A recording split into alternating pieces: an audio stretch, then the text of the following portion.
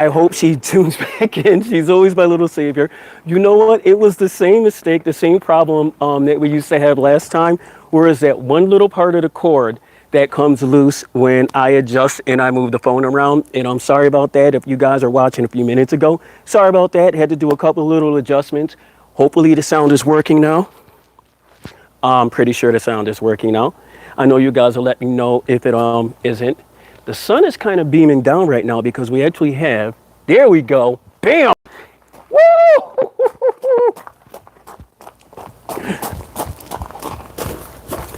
Happy dance.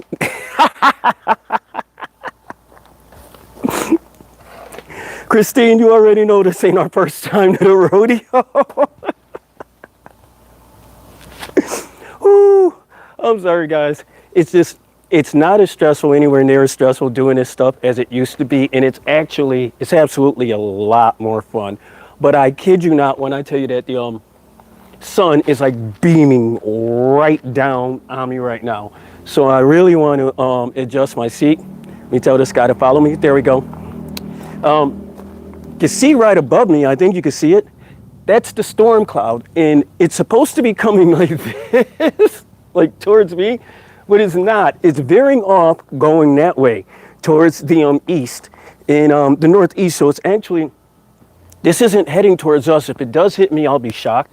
It looks like it's heading more towards Phoenix. And for all my friends at Phoenix, you guys are getting it today.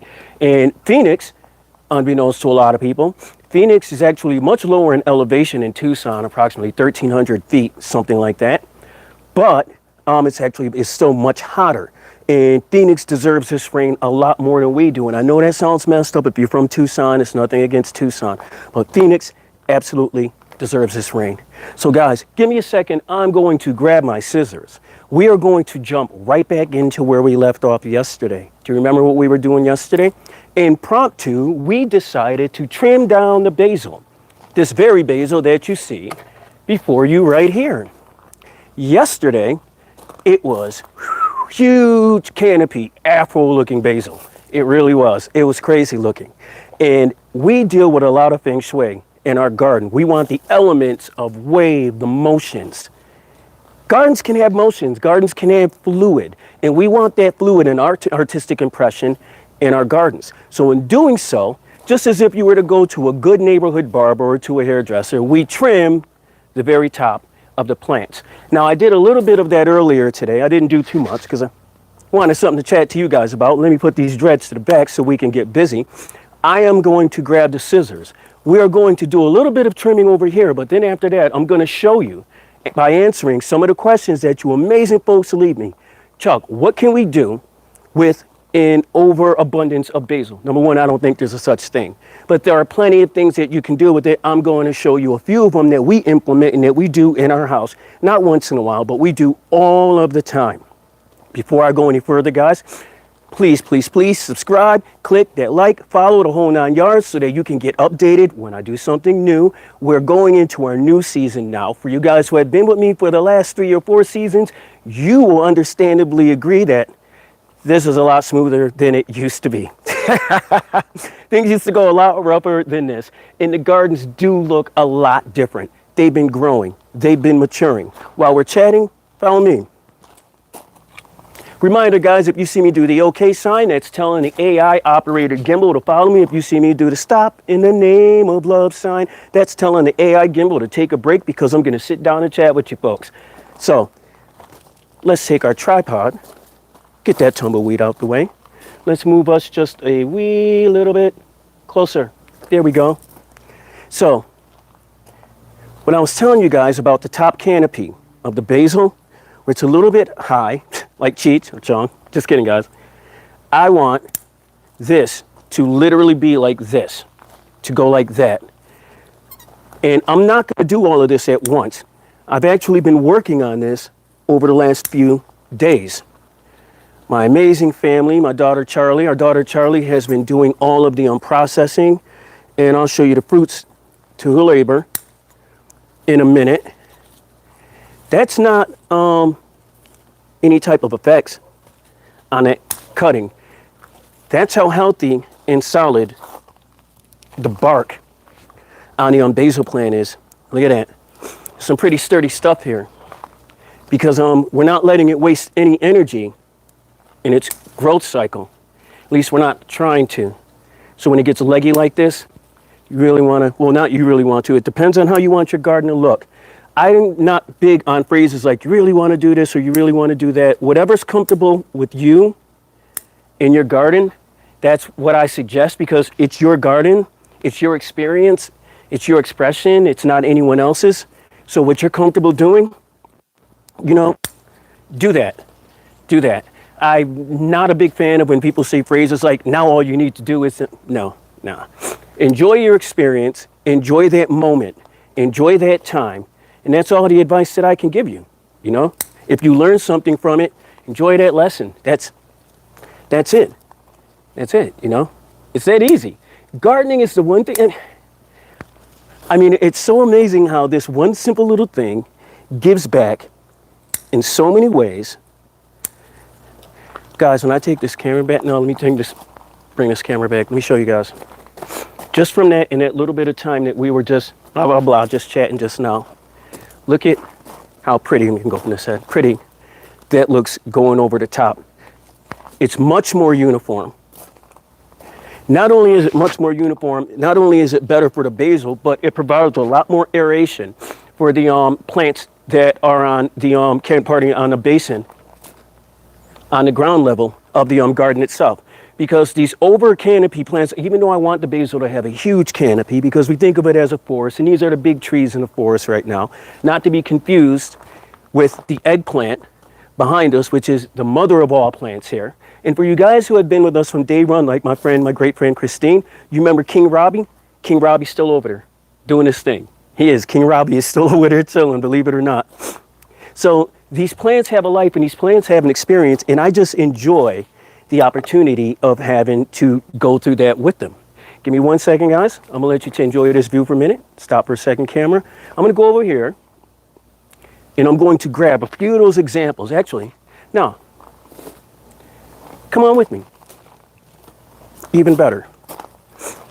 We did a little bit of trimming. I'm not gonna keep you guys out here forever today. We've already been out, 7.5 minutes. You guys don't wanna hear me yap, screw that, right? You got better stuff to do with your time, right? Right. Ooh, it's still hot out here. It's still in the desert. There we go. So, welcome to a much cooler side of our yard, and we're gonna start doing more angles like this, different seating positions, different spots, so you can actually see the angles of all of those still pictures that you see in the videos that we share. I want you guys to know they're not AI, there's no Photoshop, there's none of that, there's no enhancements. It is what it is. It's a very beautiful place, it's serene. But it's not because I'm breaking my neck to grow it, it's because I'm taking my time and I'm growing with it. So we start off with, we have our fresh basil. Fresh basil is a great thing to have. It's always good to have on hand. It is not shelf friendly. It isn't. You can set it in a fridge. If you put it in a fridge, I wouldn't put it in there just out and open like this because it's still going to wilt a little bit. There are those green or blue bags. We use the green version where, oh man, good to see you back too, fam. How you doing? How you doing? Yo, so we're doing a little talk about basil here. Check this out. It's cool stuff you can do with basil too, man. So it's not going to be really shelf friendly like this. We use those green bags and they're really breathable. You could take something like this, always before you put it in your fridge, give it a nice rinse, give it a nice wash. You want to get rid of any extra dirt, any excess dirt, any bugs that may be in there, especially when you're dealing with something like the basil blossoms. You don't want to put this stuff in your refrigerator super dirty. You don't. It's a little bit harder to get it clean. Just knock it out in the beginning, a nice rinse. We usually do it in a sink right out here before we bring it in the house. So a nice little rinse, knock it off, dirt, get rid of any excess bugs. We put it inside that green breathable bag and it'll look just like this in 2 weeks as long as it's refrigerated. Well, what if you don't have refrigeration? Well, in that case, one of the processes that we use to preserve our basil is, once again, rinse, but we'll pluck it off of the leaves. We'll pluck it off of the stems. And we'll use one of the, I forgot what they call it, but yeah, one of those things, the airtight, to make it airtight in the jar.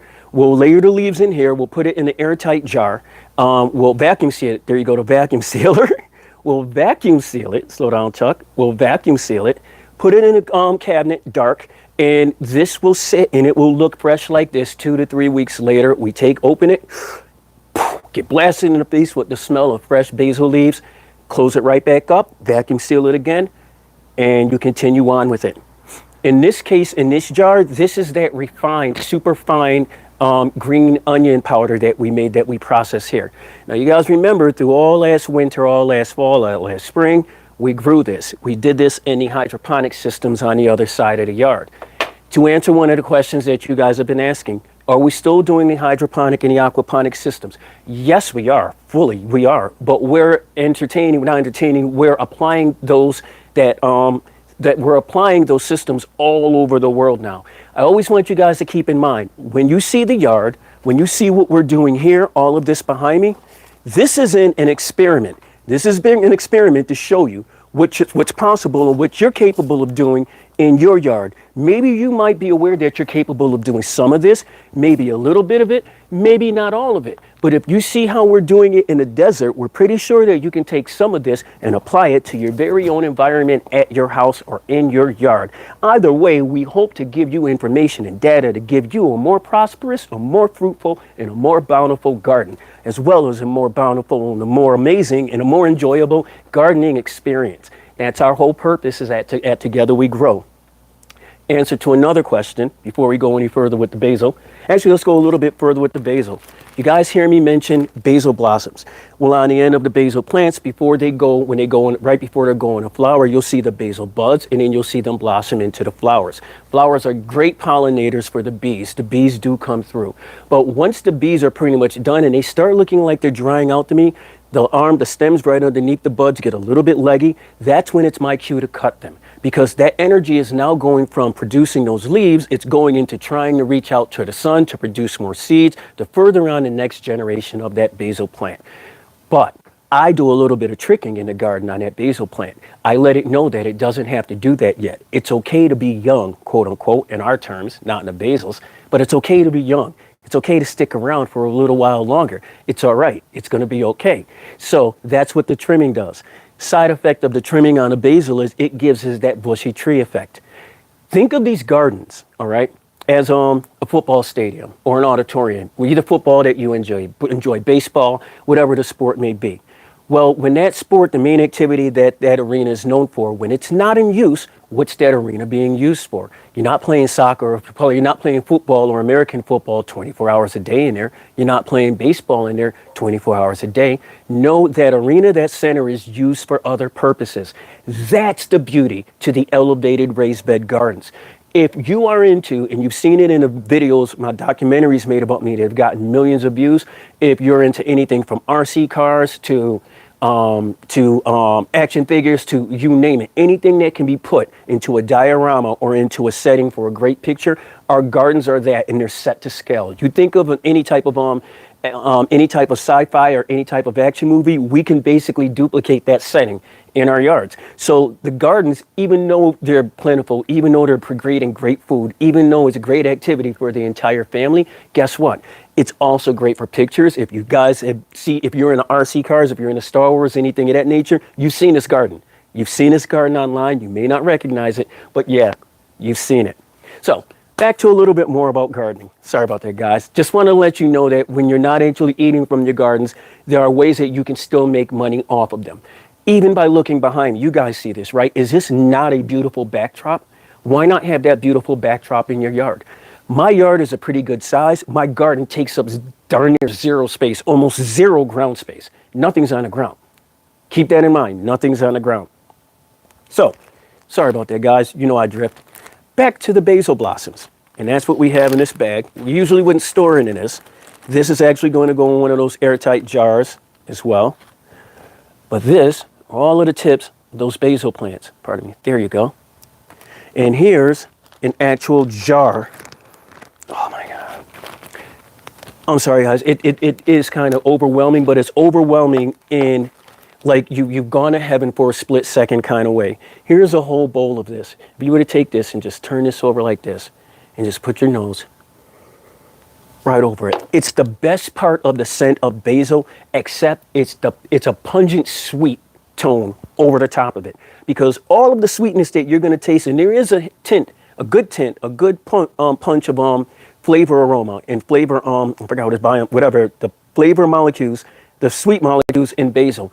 Whatever it is, the majority of them are in those buds, are in those new buds to produce new basil plants for the future. That's where that energy is going. So you get a jar of this, a bowl of this, you fill it up in that jar, just like I said. So jar, empty jar, fill this jar up with the basil buds, compress them as much as you can. As much as you can, push them down as much as you can, then fill that jar all the way up with extra virgin olive oil or grapeseed oil. Push it down, more oil. Fill it up to right about here, all right? Right about here. So full of these buds, full of the olive oil. Seal it. If at all possible, vacuum seal it. Either way, seal it, put it in a dark cabinet, cool cabinet, let it sit for 2 weeks. After 2 weeks, take it out of the cabinet. Watch, guys. Open this up, take a piece of cheesecloth or another fine strainer, drain it, separate the oil from the already infused basil, put that oil in a jar, drizzle it on salads, use it on a marinade for chicken or for beef or for fish. It goes great on pizza. It goes great on pasta. The flavor profile will blow your mind. You really want your mind blown?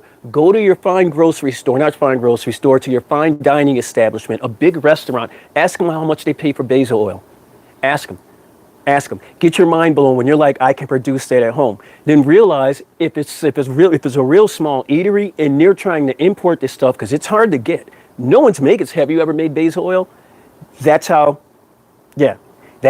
in need it is. Remember I said earlier, find a niche, follow through on your niche, find what you're good at, find what the audience needs, and then fulfill that need. Do that.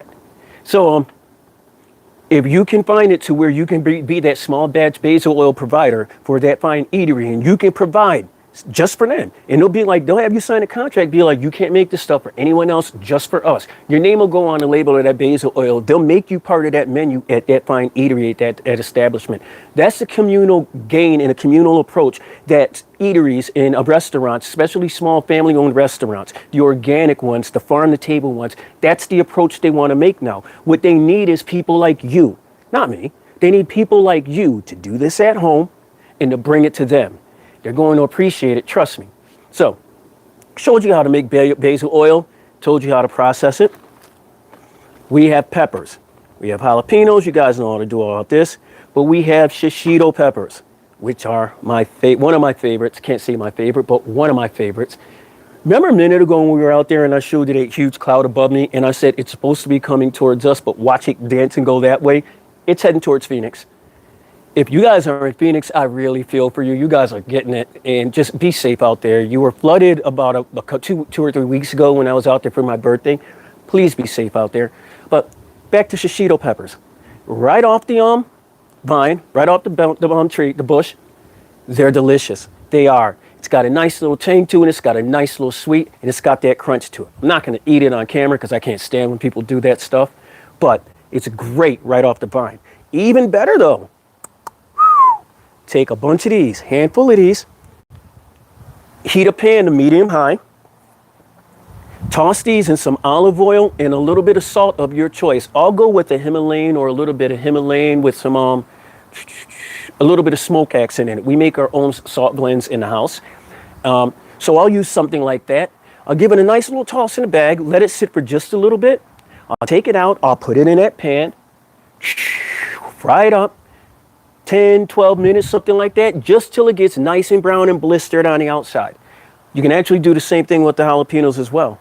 I'll take it out that pan, I'll set them to the side. When I tell you, as an appetizer, this is so fulfilling. As a side dish, you might forget about the main dish. But be warned, my friends. Look me in my eyes when I say this. Be warned, my friends. 1 out of every 10 of these, basically almost 1 out of every 10 of these is going to kick you in your tail. Yeah, it's going to have much more than a pow. Pow! It's going to hit you. It's got some punch to it. So if you know about shishitos, you do. If you didn't know about them, you know now. If you didn't, now you do know. One of the things that we do every single day in our garden, and I'm sitting right next to it. We on? Oh man, you have? Hey yo, please be safe. Yo, please be safe out there in Flagstaff. Hey yo, fam, check it out. I think part of my use for slang, for all of my viewers from around the world, I do apologize for that. But I'm talking to my friends in Arizona right now. I'm really concerned about them, especially up in that Flagstaff area. Flagstaff, Scottsdale, the other areas up there. Just, guys, please, please, please be safe. Like I said, I was out there for my birthday a few weeks ago. If you guys from around the world, if you ever get a chance, and if you visit Phoenix, Phoenix is in and of itself just a beautiful place. And it's the 5th largest city population-wise in America. It really is, and it's so fast-paced, and it's so future-friendly. But I gotta tell you guys, the surrounding areas, Scottsdale, the areas like that, like we were just talking about, like Flagstaff, the areas like that, Tempe, picture perfect, beautiful locations. And I hope you guys don't get mad at me if you're from those locations for me saying that, because I don't want to bring too much tourism to your place, to your homes, because it really is. I live in Tucson. Tucson is picture perfect. I stayed almost a week and a half out in Scottsdale. One half of the week was in a penthouse. Another one was a penthouse in a tower. The other half was in a penthouse on a lake. And man, pardon me, I'm literally at a loss. Pardon me, I'm literally at a loss of words. It's so gorgeous out there. It's so beautiful out there. So, sorry, back to what we were talking about, processing things. If you look right next to me, I have one of the things that I actually use, we use in our house, we utilize every single day. And that is jasmine. We use jasmine along with, you get a good size leaf. I actually spoke about this yesterday. When harvesting for tea, that celery is looking good down there too. When harvesting for tea, here's a lemon balm leaf. You get a fresh, do we have one that fall? Oh yes, we have ones that have fallen. I'll take these because I'm going to pick these up anyway. I like when nature does the work for me, so I don't have to pick them off the bush. Nature does it, drops them. All I do is bring them in the house, give them a rinse. So I'm not going to take too much of everything. What I'm going to show you, picked fresh off the tree, are tea leaves. So you have jasmine, you have lemon balm, and you have stevia right here if you so choose to use it. We use a combination of stevia with a little bit of honey, all organic honey, for sweetening. But if you can't get, in our case, instead of getting store-bought all organic honey, and I recommend this for everyone if you can, I suffer allergies. And one of the reasons why my allergies are pretty much under control now is because I use locally sourced honey. And it may not seem like much, but if you do suffer from allergies and you are aware of the honey treatment, you know how important that is. That locally sourced honey somehow or another helps your body get adjusted to the allergens in the air, or however that works out. But it works wonders for me, so I always suggest locally sourced honey. So you have your basic elements for tea right here. But after a while, you have your marigolds, you have your other plants, your other flowers that are not only beautiful and medicinal, but they also go great in tea. We store those and we save them. And we have airtight vacuum sealed containers full of our tea blends. So at any given time, if we want tea, depending on what we know nutritional value, which one of these types of different flowers bring to it, we'll take certain amounts of each one. We'll put it into that infuser little pot, into the infuser holder, the little bucket thing. And that will be our tea. That will be our treatment for whatever it is that may be ailing us at that moment during the day. Not only are the guards nutritional, not only are they beautiful, not only can they make you money, but they're also healthy, they're also healing, and they're also beneficial. Guys still with me? Yeah, there you go. It sure does. Just when my doctor told me about it, and I was like, just honey in general? She said, well, any type of honey works. It really does. Any type. If you can get locally sourced honey from your area, it literally treats your body so that your body becomes adapted more so to where you live at. If you don't have allergies, that honey's going to make you super healthy. If you do have allergies, it's going to help ease the stress and ease the ailments that those allergies can bring on you. And I can tell you from firsthand, from my experience, it makes a world of difference. Hey guys, like I said, it is Sunday. I don't want to eat up too much of your time. I hope you had a good time hanging out. I hope I answered a bunch of questions that you have online. I know it was a blast hanging out with you. This won't be the last you see of me. It's the start of a new season. In the next few weeks, couple of months, a month or so, those basil plants, all of those big plants, those are going to die off. They are. But that chard and all of that stuff you see in the gardens, that was here from last winter. So that's going to winter over. And just those few plants in there, and the herbs and all of that, those are all winter greens as well. Those are all going to be great on the bottom. Fill in those places with a few ornamental plants that can survive a winter frost, along with our lettuces, our other brassicas, our cabbages, our kales, and things of that nature. These gardens are already off to a great start. Guys, if you have any questions, please don't forget to leave them down below. Also, email me. Charles@togetherwegrowaz.net. That's Charles@togetherwegrowaz.net. There's no more com. It's on net, baby. That's Charles@togetherwegrowaz.net. If you go through my earlier videos, you can find all of the science behind all of the applications that we're using, including how to build the greenhouse, the grow bed structures behind me, as well as the net structures and the enclosures, the T-tops on top of the wagons. Until tomorrow, guys, or until we meet again, plant that first seed and together we grow. Don't forget hit like, subscribe, share, spread the word, plant that first seed. Peace, my friends. 1.